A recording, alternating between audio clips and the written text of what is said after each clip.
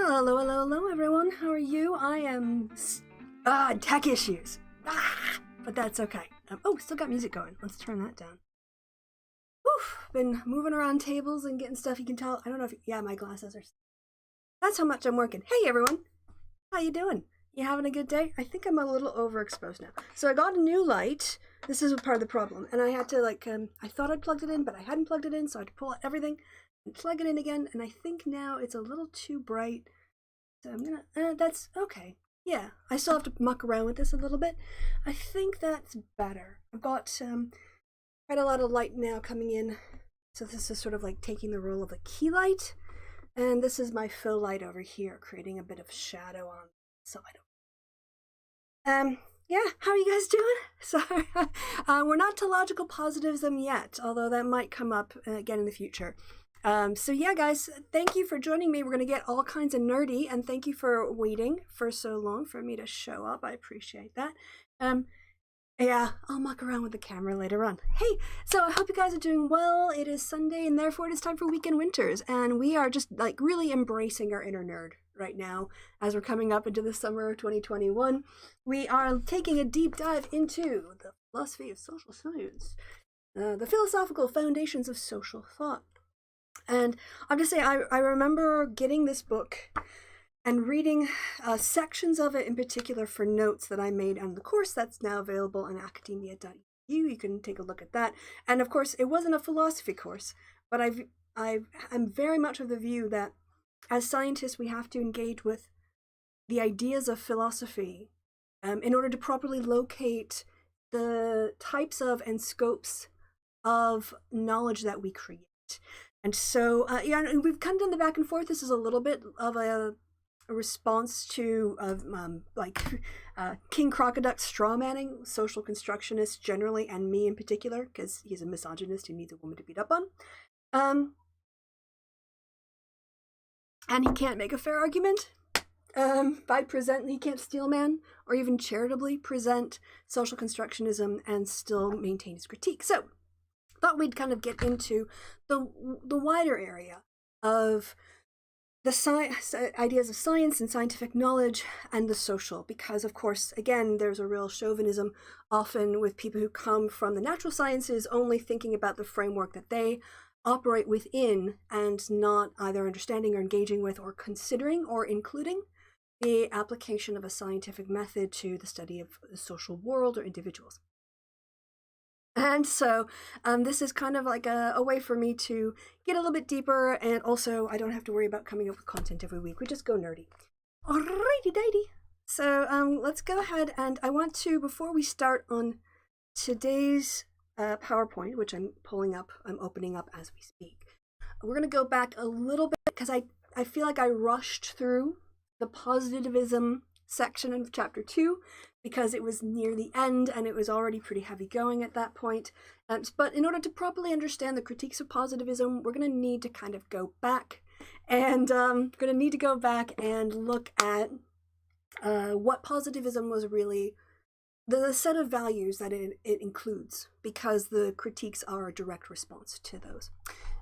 All right, and the other thing too, I do want to shout out, if you guys have time, it's something like, I'll have to go into my histories. All right, let me share ya. Is that a word? Is that a verb? Am I verbing now?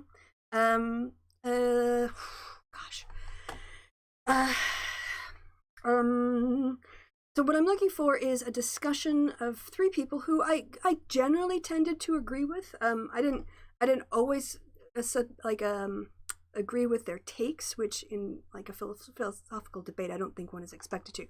But I generally think that they're coming at it from at least an academically honest perspective. So I have to go. All right, we're going to go into my watch history a little bit. I will tell you right now. Search watch history. That might work. Let's see. Nuke. I think. What if it's no, that's not within the watch history. I have been binging police interrogation videos because I know that I'm watching them for the psychological tactics being used in the course of interrogations. And so when you look at my watch history, you're going to see quite a lot of interrogation videos, and it's fascinating the repetitive. There are specific steps that people take during an investigation interrogation, and we can talk about that in another episode at some point. But this is just by way of excuse, or by way, not excuse, but explaining exactly how it is that I have these hours and hours and hours of police interrogations. Oh, come on, where is the true crime thrillers? Where is that dumb something philosophy Sunday? Maybe try this. It is worth my time. Sunday, maybe? Was that it? Something like that. No. Oh yeah. President Sunday. The problem with Philosophy Tube. Interesting. See you. Here we go. So this was the one. Disarming King Cockaduck's Naturalist Nuke, streamed 2 days ago. And here's, I didn't see this one. King Crocoduck and Shruggy Uninspiring Philosophy's Digital Physical Arguments for God. Okay, whatever. This is the one you should check out if you do want to. They watch his King Crocoduck video, and they have some pretty legit critiques. I think there are still things their critique leaves out that I bring up in mine. But yeah, if you want an actual analysis of that, you can go check that out. All right, now that we've got that out of the way, let's see if we can't get some. Oh, please, come on. Yeah, there we go. Downloads. All right. First, I can see my pic is too big, so I'm gonna need to change that, or you're not gonna see anything of what I'm doing. So let me bring myself up to the corner. And come on, PowerPoint, you can go faster than this. Let me also see if I can shape. No, I can't shape the window yet to get the chat up. So I'll just click on the chat window and see what you guys are saying. Not so much. So yeah.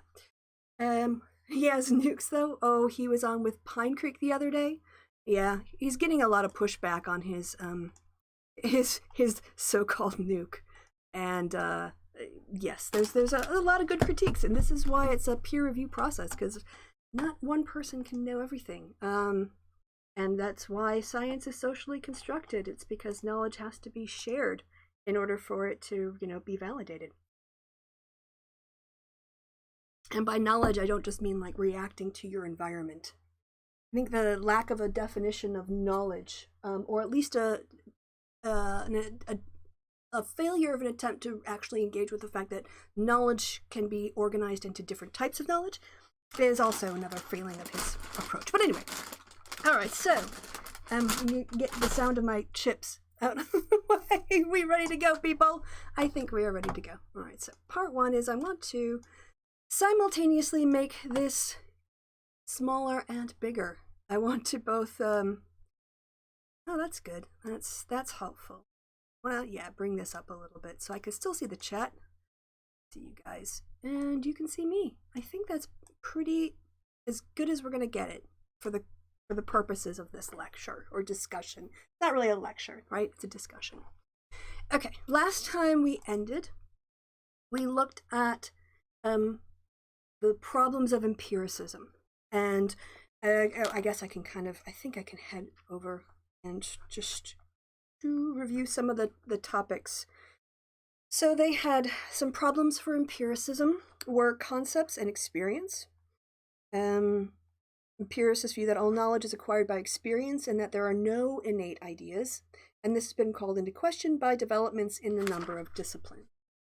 All right, so that's one critique of, like, a very specific rigid notion of empiricism, or like the pure idealist form, and then we can kind of critique from there. Scientific laws, testability, and interpretation, as they write on page 31. And that is Ted Benton and Ian Craib.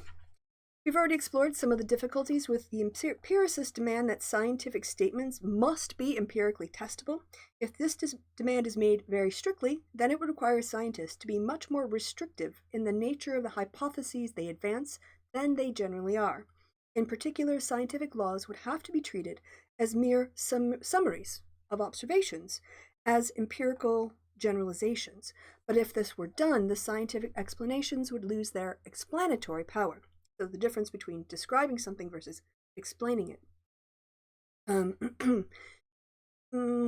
if this were done, scientific explanations would lose their explanatory power, scientific prediction would be impossible, science would be deprived of an important stimulus to further research, and so on. And these features of scientific statements depend on an interpretation of scientific laws such that they make claims which go beyond which is strictly implied by the existing evidence. Right, so that's a further critique of empiricism. There's also the issue of theoretical entities in science that we talked about. The very strict version of empiricism will rule out any reference to theoretical entities which cannot be directly observed. However, a great part of the work, the explanatory work of the natural sciences, involves inventing classes of entities which, if they exist, behave as described and can explain observed phenomenon. Right, so again, this is coming back to like what your ideal is versus what your practice is. The roles of theory in scientific explanation was a critique of empiricism. This is about the covering law model of scientific explanation, and 3 further sets of questions that might be asked once such observational generalizations are established. One has to do with the part played of simultaneous emergence, and so on and so on. So, reasoning and creativity, and the invention of theory. If everything has to be empirical, how do you then go outside of that to get creative inspirations? And the types of theoretical explanations, functional ones, theoretical ones, prediction versus explanation, and the hypothetico-deductive account of scientific theories. So there was a lot we covered. Oh, here we go. Yeah, explanation and prediction. One of my favorite issues to raise when talking about converting from the natural to the social sciences.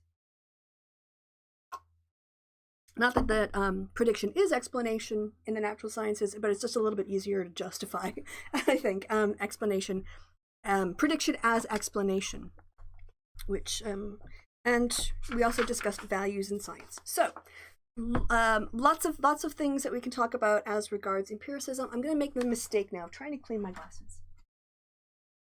And what I'm probably going to end up doing is, instead of cleaning them, I'm gonna smear stuff. Do I have my cleaning liquid in here? I have like a little spray that I use, and of course I don't. It's in another room, so wish me luck. Now, this isn't to say that I reject empiricism. I choose empiricism as an epistemological approach because I think it's the best to study the phenomenon in question. Regardless of its limitations, it's still the best option. You know, that whole like democracy is the worst thing except everything else we tried. I mean, empiricism is the best thing, but it's still got flaws.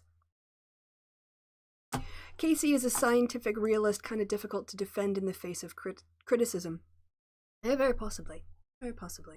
I just think if you're going to make pronouncements about generalizable laws to the universe, they have to apply to all the applications, you know? Like, and his really, there's so many assumptions and other things that go into his big 4, like the way he works in falsification, even though it doesn't actually make sense within the 4 that he's talking about. He's just trying to find a way to sneak in deductive approaches to his inductive framework.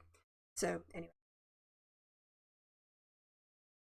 All right, so we're going to look at now, not empiricism, we've looked at that, but we're going to talk about positivism. And to do that, we need to kind of go back and look at what the ideal type of positivism is that here, like, you know, we're going to look at and contrast or critique. So with those 4 features, I went and looked it up in the last chapter.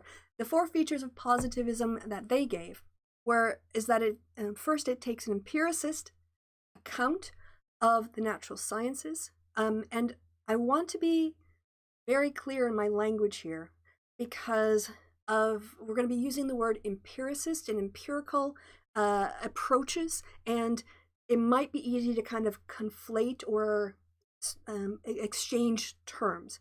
So I know I've actually bolded the end of the word, I think empiricist, not empirical, right? So we're talking about approaches here, not empirical observations, you know, made with our eyes or our senses, but rather the approach to knowledge production, an empiricist approach. So so positivism would say that it would adopt an empiricist account of the natural sciences, and that is because science is either the highest form of knowledge or the only form of genuine knowledge. So they're staking some claims on the kinds of things we can know when we apply the scientific method. Empiricist science methodology should be extended to humans and to the social, or even that might be empiricist scientific methods. Methodology, as the way I'm going to define it, is a cluster of tools for observing the world, or approaches like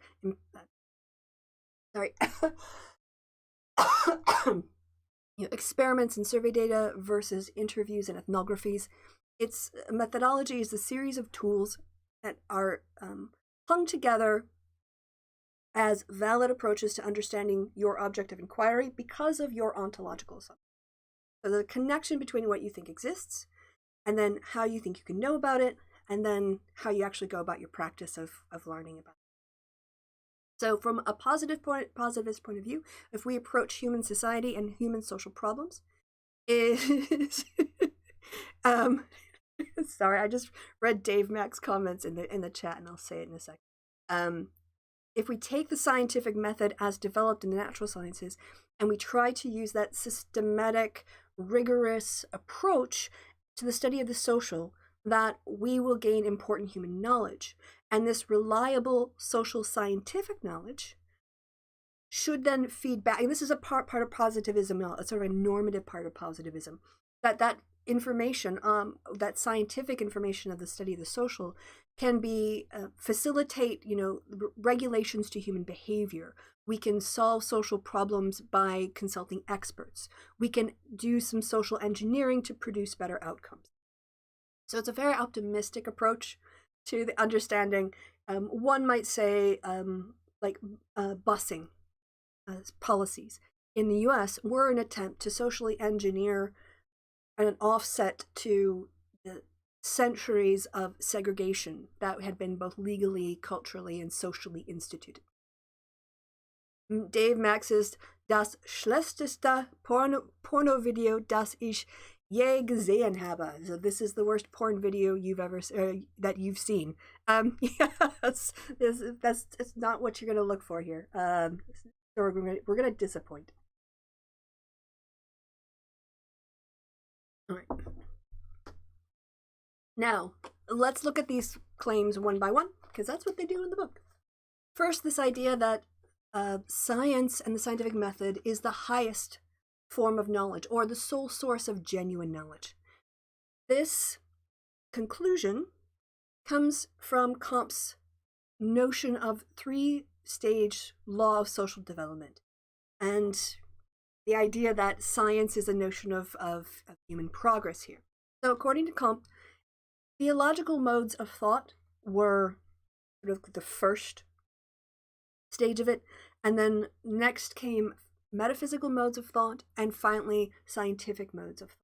So in this conception, genealogy, if you want to say, of modes of thought, you can think about it, he thought about it as a progression. Logical, to metaphysical, to scientific. Yeah, science porn is, yes, it's kink. Yes. All my sapiosexuals in the hizza.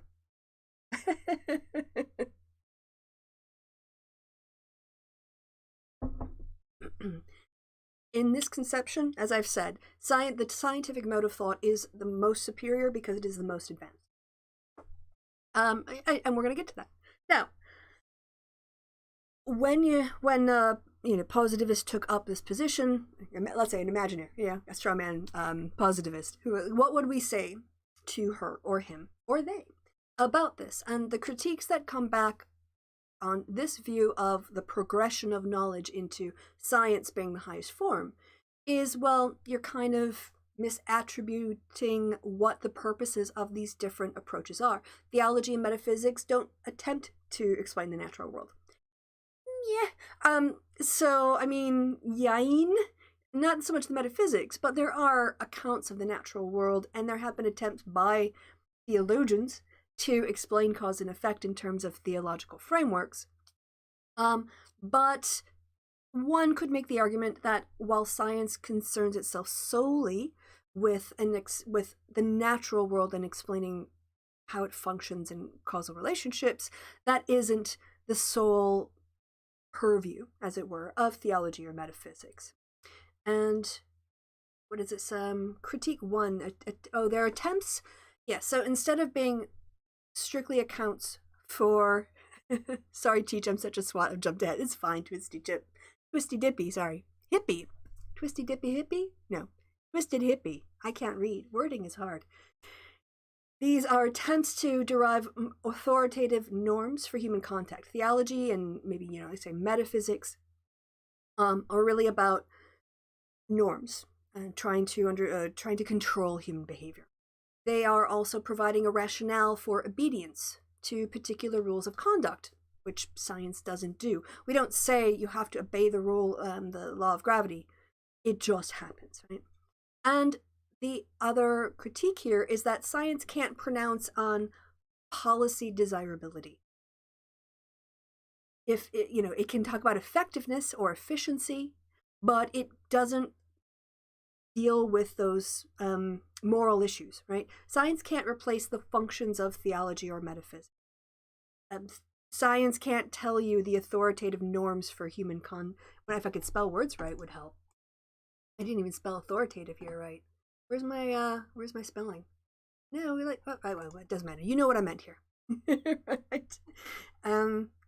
It can't talk about justification for the rules of conduct. These are questions outside the scope of science. So the moral orientations of ethics, the morals that inform even scientific practice, come from outside science. So one can't both say, oh, science is the highest form of knowledge, and then go, yeah, but we don't do all these, there's all these things we can't do. Right? So this is just I don't think this is an overwhelming critique, but to be overcome, but it is a valid critique. There we go. Yeah. Oh, here we go. Spelling is gone in there now. Authoritative. I know we're not going to worry about that. Okay. And looking ahead to what they're going to do in the book, they kind of signal in this chapter that both Weber and the Frankfurt School noted the influence of scientific modes of thought on public administration or business. And they're saying, well, actually, like when you come to practice these scientific values, you do bring in a set or scientific modes of thought or scientific approaches to the world. You bring in a set of values that you might not be acknowledging. And they would say that there is a form of narrow rationality. And whatever is the most efficient means to an end. These are things that you, like parsimony, right? Parsimony is a value in theory evaluation, right? But there's a difference between saying we want parsimonious theories and saying we are only going to use the most parsimonious theory, right? So trying to another way of thinking about how values are smuggled in with an approach is when there was this push to make universities more and more like businesses. So you start to bring in this idea of students as customers and return for value. The problem is that when you do this, when you bring in the values of capitalism and you start treating consumers like customers, you're giving them a far greater amount of power than they have within the academic system. And then instead of putting students in a position where their achievements are earned by demonstrating competency and through work and merit, paying for a degree suddenly becomes an entitlement because you're paying money for something, therefore you are entitled to get something back. And this is a distortion of the traditional way that apprenticeships or journeyman work or other ways of acquiring mastery of a topic have traditionally worked. So you can't just say, oh, we're going to make universities more like a business and then not acknowledge the other value knock-on effects. And the same thing happens when you try to apply science to social problems. So this idea of this narrow rationality that evaluates efficiency as a means to ends this can, and of course you think about when the Frankfurt School was writing as well, I'll get the time frame up, but they're looking at how this is a means to increase totalitarian control via self-legitimation. So let me just really quickly, I'll get up the dates for the Frankfurt School. It's historical, yes, school. Frankfurt School, approximate time period. No, I don't actually want, I want the approach. Yes, a school of social theory and critical philosophy associated with the Institute for Social Research at the Goethe University Frankfurt, founded in the Weimar Republic.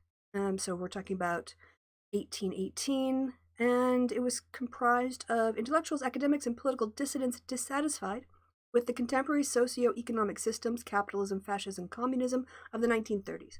I do think the context, the historical context, has to be part of understanding the critique of the Frankfurt School, or anyone, really. Why they were worried about things that would justify increasing totalitarian control over societies.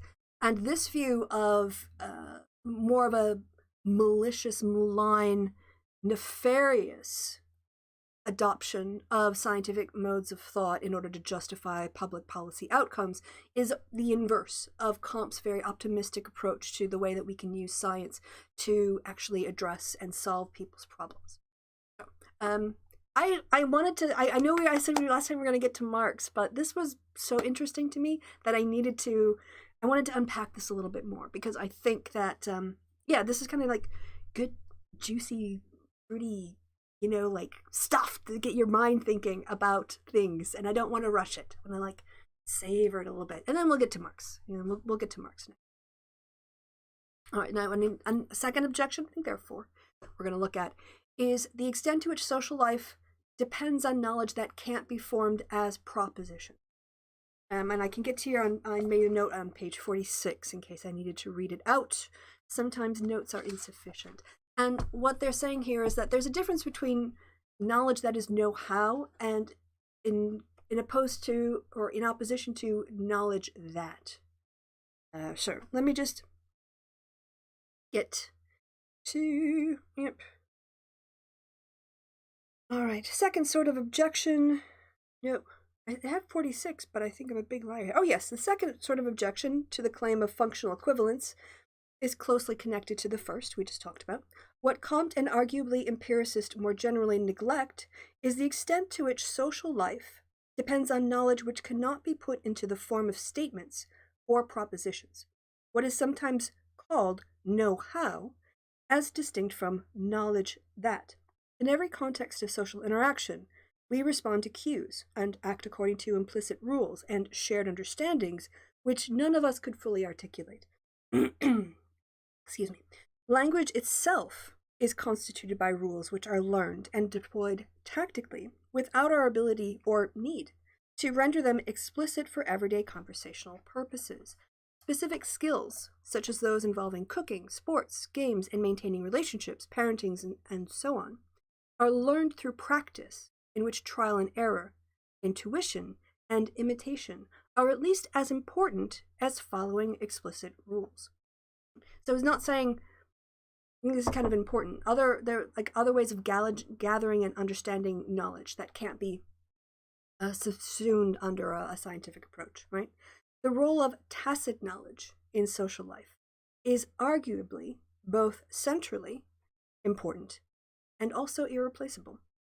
Practical know-how may be informed by scientific insights, but never replaced by it. The literature on this is enormous, but see especially Hayek, 1949, O'Neill, 1998, Chapter 10, Wainwright of 1990. This leads on to a consideration of the claim that science is superior to other sources of knowledge and understanding. Both the above lines of argument suggest that science is not strictly comparable with other sorts of knowledge. It makes no sense to say that science is superior to tacit knowledge, for example, since they are not alternative ways of doing the same sort of thing, or achieving the same sort of purpose. One could argue that buses are superior to cars as environmentally sustainable modes of transport, but what would that mean by saying bus? But what could it mean But, sorry, let me try this again. Different tense. But what could be meant by saying that buses are superior to fridge freezers? On the other hand, it is clear that at least there is some overlap between theology, metaphysics, magical and witchcraft beliefs, and so on one hand, and science on the other. The resistance of the church to new mechanical sciences in the 17th century, and the opposition of theologians to Darwin and Wallace's theory of evolution by natural selection from the 1960s onwards was not mere coincidence.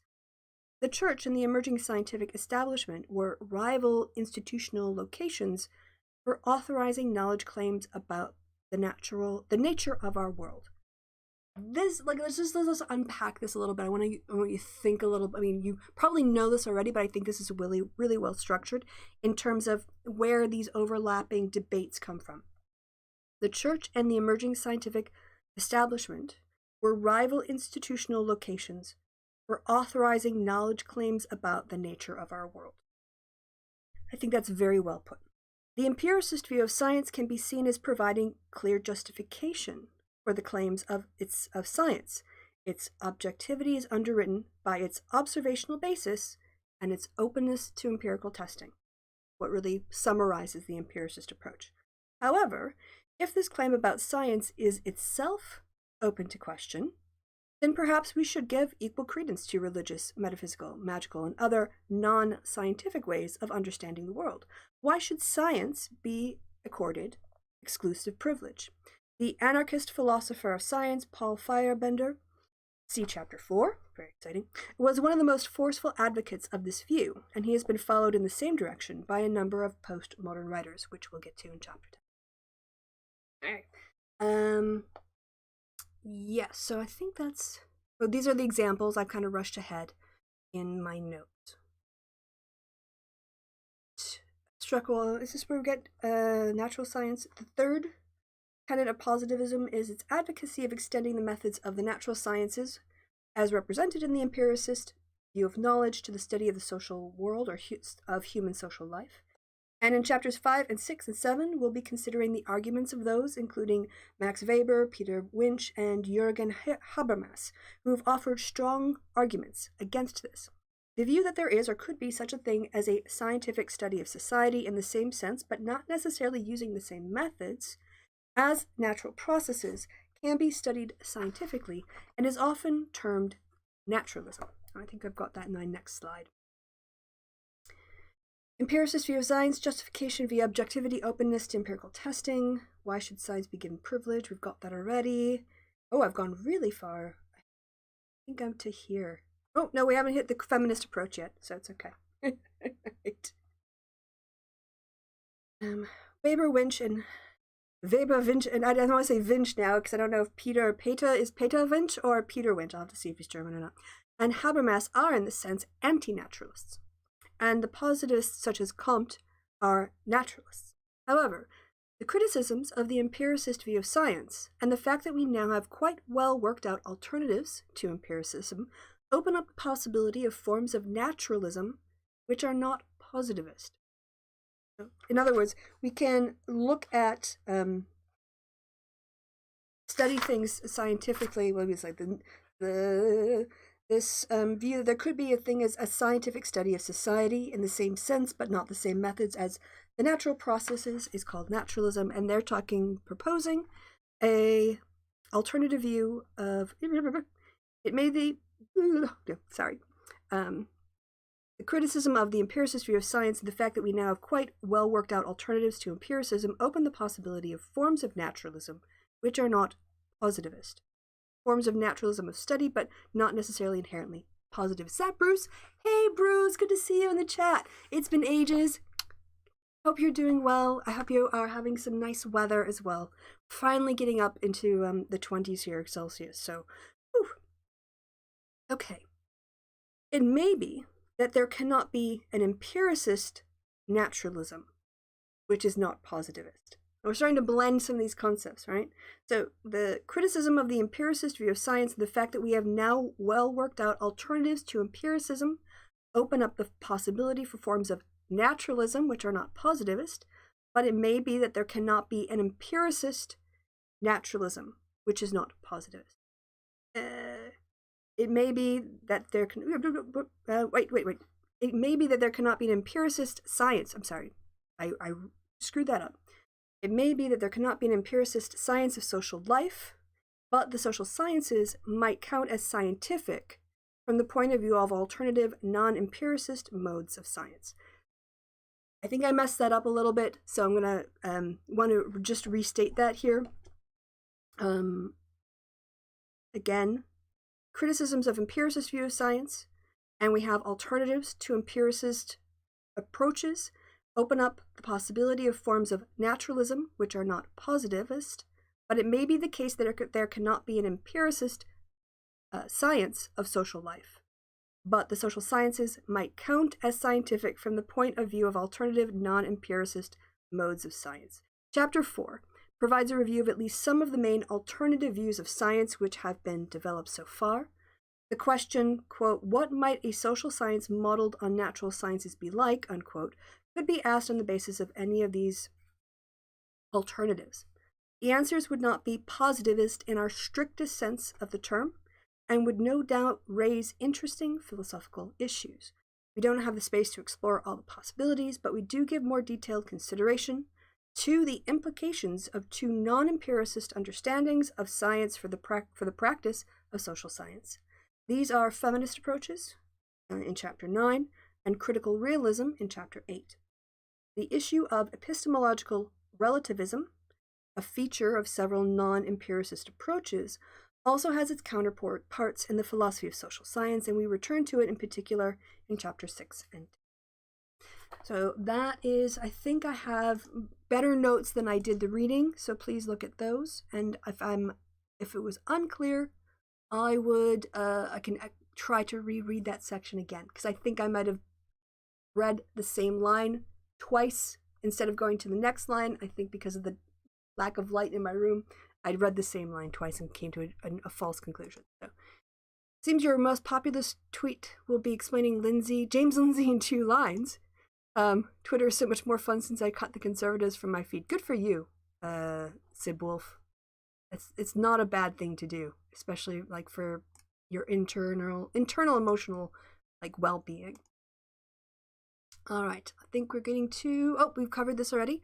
To non-empiricist, not non-empirical, and this is why I want to non-empiricist. And when we talk about that non-empiricist, it's referring back to that sort of strongest form of empiricism, that ideal type with the things we talked about at the beginning of the show. Not going to go over them again. All right, and then there's this last critique of Comte's, the positivist approach to the application of science to the social world. And this is the critique about social engineering. Comte, as we saw, was quite optimistic. We can solve problems when we apply systematically developed knowledge to things that we find that are problems in the world. And Popper's writing in a very different time. These later people are kind of like looking at it from a different perspective, having come through fascism. So here, social sciences and social engineering are the ideas that useful knowledge feeds into policy making, and then this forms the project of social engineering. Popper, who was writing in the 1960s, said, yeah, I can see how this could work on small scale reforms, but not revolutionary ones. And the objection was, in the absence of symmetry of explanation. Let me actually just read this out. Okay. Despite his differences with positivism in other respects, Popper endorsed this view of the role of social scientific knowledge in social engineering, so long as it was confined to small-scale reforms, piecemeal social engineering, rather than revolutionary attempts to whole-scale social transformation, what he called utopian social engineering. See his Poverty of Historicism, 1961. However, it is not clear that in the absence of the symmetry of explanation and prediction, which, on the empiricist view, characterizes natural scientific knowledge. In other words, if you can predict something, you have explained it. That's questionable in the social science, as we know. But the social sciences can provide, in the absence of symmetry of explanation and prediction, which on the empiricist view characterizes natural scientific knowledge, the social sciences can provide the right sort of knowledge for this reformist project of social engineering. Any particular policy intervention is likely to be modified in its effects by complex interactions between social processes. And unless there is some means of taking these into account, reform strategies are liable to generate unintended and possibly unwanted consequences. Basically, like studying the social is hard. You can't have a simplistic, naive view of, if we just take a scientific approach to this problem, we can then predict these change, like we can change the policies and predict this outcome and we'll fix the problem. Parsimony of theoretical models is great when, as a value in the natural sciences, but not, you can't just say, oh, well, we've got this one theory and it tends to explain the most, so we're not going to look at other explanations. You have to, otherwise you're going to have unintended consequences. If you want to apply your understanding of the solution in the social problem to the social world. A more practical problem has to do with institutional power required to implement reforms.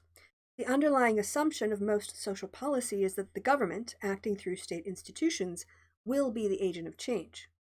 But it is at least arguable that there are economic and socio-cultural sources of social power that will be able to resist or modify reform strategies or obstruct their implementation. So it's not a simple matter of you give the right policy to the government and then they just implement it and boom, Bob's your uncle, problem solved. It's a sort of like a naive approach to thinking about the ways that societies actually operate.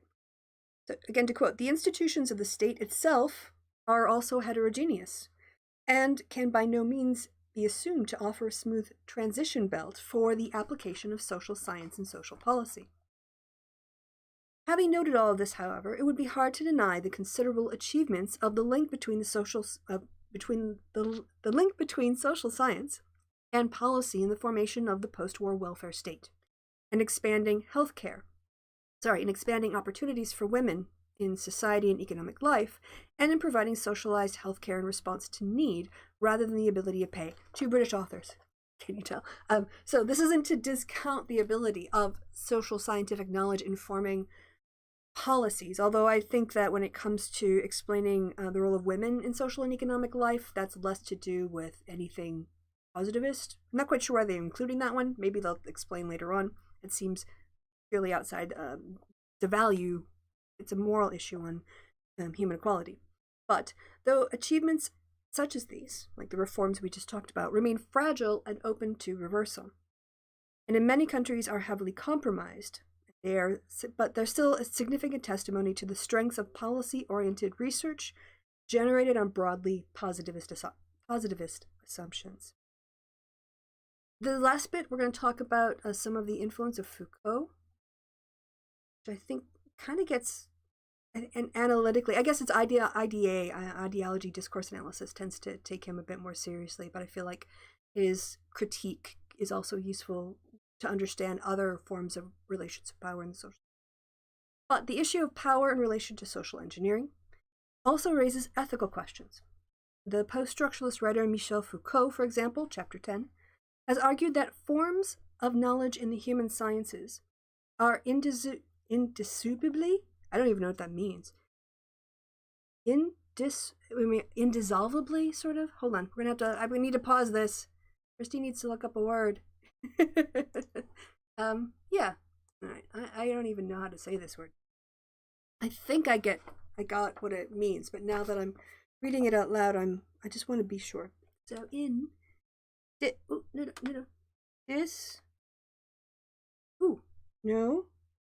close. Indissolubly. Permanent and binding. There, can I hear that? I don't know if you guys, I think I've muted the desktop audio, so let's, here we go. Let's hear that pronounced. Indissoluble. Indissolubly. There you go. There's your word for the day, everyone. In whatever they said. It's already gone out of my mind. There you go. Learning new words. Every day's a school day, kids. Indissolubly linked to strategies of power, whereby human subjects, such as people who have mental health issues or are sexual deviants or criminal, are classified and subject to regimes of surveillance and regulation in institutions such as the asylum, when he was writing, in terms of the language being used, clinics, and prison. This reveals a much more sinister dimension of social engineering than would be accepted by its positivist advocates. At least part of the reason why social engineering seems so sinister to Foucault is his view of human agency and subjectivity as constituted and manipulated by by relations of power. Sorry for all of my stumbling. So there is little space in his account for agents to acquire and exercise autonomous agency. By contrast, the critical theorist Habermas, chapter 7, would share Foucault's opposition to manipulation and incarceration while arguing for an enlarged and democratic public sphere in which emancipatory forms of understanding could be effective. So far, then, we have considered some of the possible lines of criticism of the positivist tradition, focusing especially on the problems of the empiricist account of science upon which it relies. And then in the next chapter, we'll take a necessarily rather selective look at some of the alternative views of science, most of them closely related to the sociological or historical study of science in action, but in each case posing important philosophical questions. So that is just an overview of, there's a lot of advantages to empiricism, and there's some natural attractive features of a positivist approach. But as always, you have to kind of be open to, limitations, critiques, acknowledging that we don't produce perfect knowledge as human beings. That just, is not so much what we do. It's a nice goal. But in a similar way, liberty and justice for all is a nice goal for America. Doesn't mean it's the reality. Particular. Or at least not for everybody. Alright, so, and now I need this emote twitch. When you reach a conclusion, could I restate it using the isms? I can try. It's hard. Some of this is a bit about the language, isn't it? So if we look at it, a way to summarize, if you want to say, is I can go through the four. Let's say the failings of the empiricist mode, right? So one is science superior knowledge? Well, when you if you say you're setting yourself up against theology and metaphysics, then you have to really question what are the other two attempting to do before you can claim science is superior. And also, given that there are a lot of things that science can't tell you about, how superior can it really be? There is also, so that was the functional equivalence, the idea that there's a lot of things that go on around the production of knowledge that isn't explicit, tacit knowledge and these other types of things, that practical know-how that doesn't really fall into the scientific process. And the appropriateness of using methods for studying inanimate objects on human beings in the social, right? And the problems of what that misses. Also, then, with social science and social engineering, it's not merely a one-to-one, unreflective, we use scientific knowledge and we make better policies. You have to think about the culture, socioeconomic locations, the power structures, and think about how people might use or even abuse the values of efficiency or whatever to justify totalitarian control and under the guise of social engineering. So before I end, what I would like to do is just look at the first part of the next chapter, chapter 4. And this is Science, Nature, and Society, some alternatives to empiricism. And this is where we're going to get to Marxism and science. I can also tell you there's a section on Weber, Merton, and the sociology of science, historical epistemology, and structural Marxism. Woohoo! So we're going to be able to get into some of this stuff when it comes to understanding the perspective of critical theory, the structure approach, as opposed to the agency or agent approach. Revolutions and relativism, from Kuhn to the Strong Program. This is about scientific revolutions, not political ones. And then Gender and Science, the Feminist Vision, is also a topic we'll cover. Oof. The Reflexive Turn, Instructing Nature and Society, another exciting topic we're going to look at in this chapter. Is that it? Is that the end? And then the conclusions, yes. I don't know if we're going to get through all of that in one sitting next week. But to give you a little preview of where we're heading next, I think it's worth reading out the first section.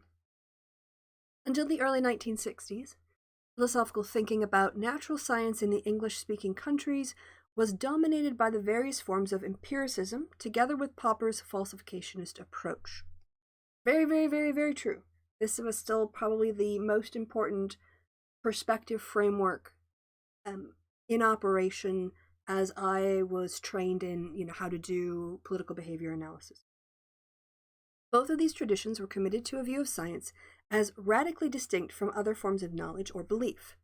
It was held that the rules governing collection and analysis of empirical evidence, admitting only testable or falsifiable statements into the corpus of scientific knowledge, separating fact from value, and so on, made scientific knowledge especially reliable. The whole cumulative exercise of science was leading to an ever closer approximation to a true account of the natural world. However, as the arguments were reviewed in Chapter 3 became more widely accepted, alternatives to the optimistic view of the rationality and objectivity of science were developed. And I think maybe that's a good way of thinking about people who over-egg or overemphasize the use of science I agree science produces very special types of knowledge. But is it the only types of knowledge? Or is it the most important, the highest form of it? And I think you can see that there are some advantages and disadvantages, there's some strengths and there's some weaknesses, right? But this optimistic view of the rationality and objectivity of science, I do think some people wrap themselves up in that optimistic view of rationality and objectivity in science to make their claims feel more authoritative, as opposed to understanding the limits of it. Indeed, that such alternatives were available was an important condition for loosening the hold of the orthodox empiricist accounts of science. The existence and plausibility of these alternatives to empiricism makes it necessary for philosophy of social science to ask new questions about the relationship between natural and social science. The choice is no longer simply between the positivist approach discussed in the previous two chapters on the one hand, or an anti-naturalist, hermeneutical, or interpretivist approach, which they're going to discuss in chapters 4 and 5. Chapters 5 and 6.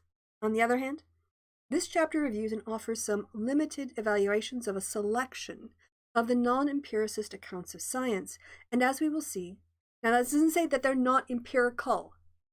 They're not based in observation. They just don't adopt the empiricist set of beliefs around their practice. Okay? And that was why I wanted to really distinguish between empiricist or empirical. Shout out Robotron and his 3-day charity fundraising 50-hour stream where you can sign off today. Yes, do you have a link for that, Sib? You're a mod, so you should be able to throw that in the chat as well. And I see Twisted Hippies reading about the Vienna Circle at the moment. Yes, the Vienna Circle, very exciting. If you want to watch something related, there is an interview with AJ Ayers, who is talking about his experiences with the Vienna Circle with Brian McGee on YouTube. So anyway, let me just finish up because I'm almost to the end of this. I can preview what we're going to do next week. Alright, so where was I? As we will see, despite their important differences, they are generally united in their emphasis on the socially and historically located character of scientific practice. One such alternative view, critical realism, was devised precisely with the relation of the natural to the social worlds in mind, or the natural to the social sciences in mind.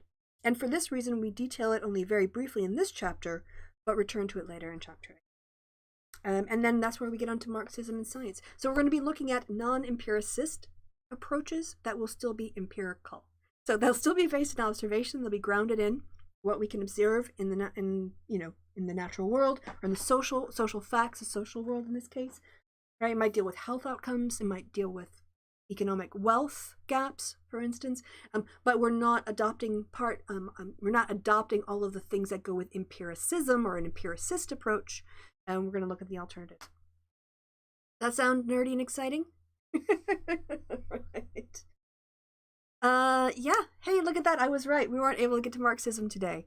We're getting up on almost perfectly 1 hour. So whatever I did I time these in terms of like what I can cover in a lecture, and that helps. Right. Okay, so summarize the summary. You told us why Brave New World is a bad world. I think that, whenever there is an initial optimism when a new approach to solving problems is uncovered. Right? There is a tendency to over-apply theoretical solutions, shall we say, to problems we see in the world. An example of this is, I think, when it comes to evolutionary theory, I think, they tried to apply evolutionary theory to institutions to see about fitness and survival, to see if we could understand why some institutions or institutional practices were longer lasting. And I'm like, yeah, I don't really think that's didn't really catch on too much.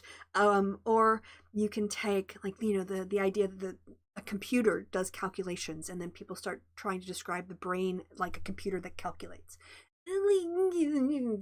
Sort of, but there's a whole lot of other things that you get smuggled in with that calculating computer thing that not great as a metaphor, might not work. By the way, Sid has put the link to the event, this fundraising stream, in the chat, so you guys should go ahead and click on that. You can go watch the stream and make a contribution after you finish watching this. So I am quite interested to delve more deeply into the alternatives to empiricism, because again, even though I acknowledged critiques, even going so far as to say, you can take observations of the same observations from two different theoretical approaches of the social world and come up with different conclusions based on your interpretation, given your theory. That means, I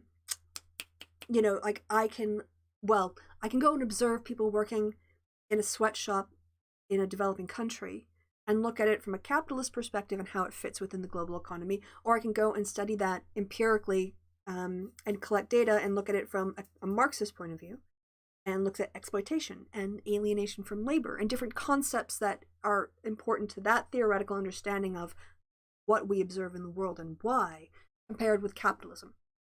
And this framing is based on the values and the concepts, things that are operationalized within the theory, what you see and what you don't see, based on what your theoretical framework is. And that's why I don't think you can ever value parsimony alone when you're studying the social world, because we aren't looking for a unified theory of everything. But anyway, so in my courses, we were very much focused on, understanding. Well, my goal was to make sure that people, whether they were working with qualitative data or quantitative data, understood their ontological and epistemological limitations. You can't develop testable hypotheses from qualitative data. It's great for theory generation. It's great for uncovering inductively relations, patterns, connections that you might find in the world, and then you develop the theory and then you take it over to the deductive side. But then you need to think about it in terms of causality. So how are you going to take concept that you've observed in human relations and place it within a causal mechanism? Is it a material one, like our bodies? Is it an attitudinal one? Is it a socialization issue? So making those steps themselves, it's a whole part of the process of being empirically grounded. I think I'm just nattering now, so I'm going to stop. But we're going to deep dive into Marxism and science. Let me see how much. And yeah, I think what I'll do for the next one is we'll aim to get through Marxism and science, Weber, Merton, and the sociology of science, and historical epistemology and structural Marxism in the next one. And then that will leave us to go from revolutions to relativism. Yep, Kuhn and the Strong Program, the following episode, and we'll build on that to then look at gender and science, the feminist vision, and consider and proceed on that way. So we're going to mostly focus on structural stuff in Marxism. So that's a yes. Yeah, kind of, I guess. Yes, Bruce. Sorry, I didn't see your comment there until I did see it, but I didn't have a chance to kind of engage with it. A Brave New World is a bad world, yes. Right, I think that's it. I've got to go and prep for a D&D game. Because last week I was sick. So thank you guys for stopping by and being nerdy with me. Again, if you want to get a copy of this, that's super bright. Yeah, let me see if I can reduce down the brightness. No, that's not doing anything. How about this one? Oh, there we go. Oh, that's color temperature. That didn't do it. That's colder. That's brighter. Brightest. Oh, no, apparently this is the... I'm still learning how my light works. You see that? Nope. There we go. Now you can read it. Philosophy of social science. These are the people. Boy, I'm not good at product placement, huh? Until I don't do that on the regular basis on my show. Alrighty. I think I'm just nattering now and not leaving. So I have been Kristi. You guys have been awesome. You can see me always on a standing appointment on Friday nights with Kevin Logan on his, the Lighthouse Mystery. You can see me on Kevin Logan's Twitch channel, and occasionally he does clips for his YouTube channel every Friday night starting at, I don't know, it's like 8 o'clock my time, CET, 7 o'clock, I don't know, check his Twitch. And we'll be back here next Sunday to get our nerd on. I'll also probably be doing a bit of promotion for a book of mine that I'm very close to finishing. Maybe mid-June, probably. I don't know entirely when it's going to be available for release. I'm thinking July and August it will be available as a free download. But I might kind of preview it a bit more before then. So yeah, you can see what I've been... This is what I did during COVID. When people ask me what did I do during the lockdown, I'm going to point at this book. Maybe I'll even have Steve Shives come on because he helped contribute a chapter. So that would be exciting.